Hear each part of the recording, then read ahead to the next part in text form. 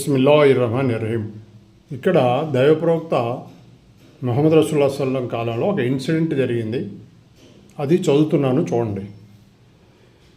ఒక కపట విశ్వాసి తన కపట చేష్టలతో ముస్లింలను కష్టపెట్టేవాడు.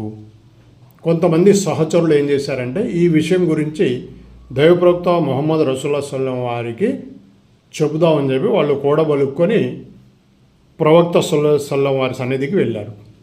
అప్పుడు దైవప్రవక్త సల్లల్లాహు అలైహి వసల్లం వారు వారిని ఉద్దేశించి ఇలా ఉద్బోధించారు.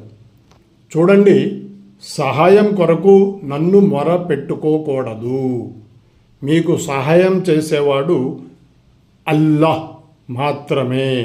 కాబట్టి సహాయం కొరకు ఆయన్నే మొరపెట్టుకోండి అని చెప్పడం జరిగింది.